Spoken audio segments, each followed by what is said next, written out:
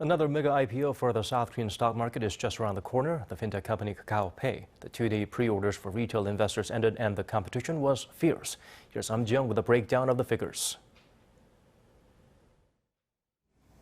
The fintech company Kakao Pay, affiliated with the country's largest smartphone chat application, Kakao, will debut on the country's benchmark Kospi next week on November 3rd. Ahead of the IPO, the two-day pre-order for retail investors took place this Monday and Tuesday. Investors raced to get their hands on Kakao Pay shares, pouring about $5 billion into retail orders. Submitted orders came to around 30 times the amount of stocks made available. Each retail investor will be able to get an average of 2.3 shares. Interest is high as Kakao Pay is the country's largest mobile payment service and has more than 20 million users. I came to the branch because of the Kakao Pay pre-IPO bidding. We talk using Kakao app, and we use Kakao Pay whenever we transfer money online. I believe most people in South Korea use the service, and it's becoming more common. So I thought owning Kakao Pay shares could lead to a profit. I'm thinking of bidding for 100 shares today. But this time, unlike other companies, the share allocation method will be different.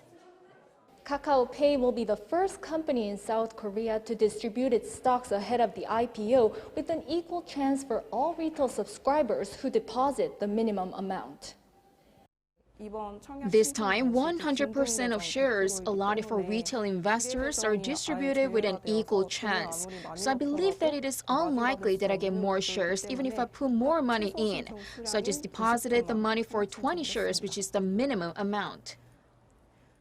This measure is likely to enable as many retail investors to own Kakao Pay shares.